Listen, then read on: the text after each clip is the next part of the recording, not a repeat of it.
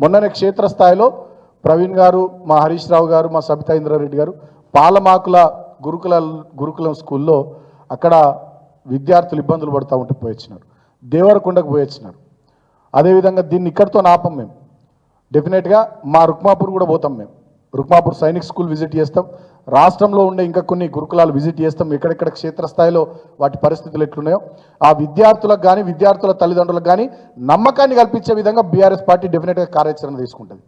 ఇప్పుడు ఈ part time ఉద్యోగులను తొలగించిన దాని విషయంలో కూడా ప్రభుత్వం పునరాలోచన చేయకపోతే డెఫినెట్గా పెద్దలు కేసీఆర్ గారి దృష్టికి తీసుకొని పోయి, మా వర్కింగ్ ప్రెసిడెంట్ కేటీఆర్ గారి దృష్టికి తీసుకొని పోయి దీని విషయంలో కూడా ఒక కార్యాచరణ ఖచ్చితంగా బీఆర్ఎస్ పార్టీ తీసుకుంటుంది.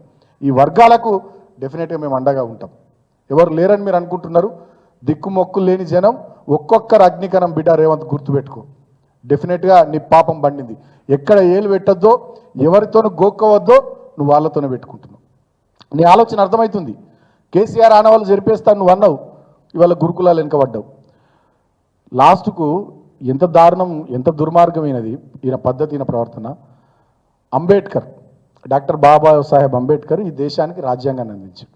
ఆయన జీవితం అంతా అణగారిన వర్గాల కోసం, తాడిత పీడిత జనం కోసం, మహిళల కోసం, కార్మిక కర్షక వర్గం కోసం, ఈ దేశం బాగుండడం కోసం ఆయన చివరి దాకా పోరాటం చేసి కష్టపడ్డాడు.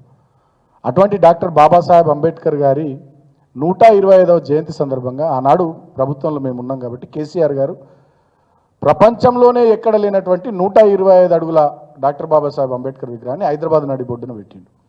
అదేవిధంగా కొత్తగా నిర్మించిన తెలంగాణ సచివాలయానికి డాక్టర్ బాబాసాహెబ్ అంబేద్కర్ పేరు పెట్టిండు. ఈయన ఎంత మూర్ఖుడంటే, ఎంత దుర్మార్గుడంటే ఇప్పటిదాకా ఈయన ఆ 125 అడుగుల డాక్టర్ బాబాసాహెబ్ అంబేద్కర్ విగ్రహం దగ్గరికి పోలే. కారణం ఏంది? కేసీఆర్ గారు పెట్టిరు కాబట్టి పోలే. మరి నేను అడుగుతా ఉన్నా, కేసీఆర్ గారు పెట్టిరు కాబట్టి డాక్టర్ బాబాసాహెబ్ అంబేద్కర్ విగ్రహం దగ్గరికి పోలే. మరి సచివాలయం కేసీఆరే కట్టిండు కదా, దానికి కూడా డాక్టర్ బాబాసాహెబ్ అంబేద్కర్ పేరే పెట్టిండు కదా. మరి బిడ్డ దాంట్లో ఎందుకు కూకుంటున్నావు?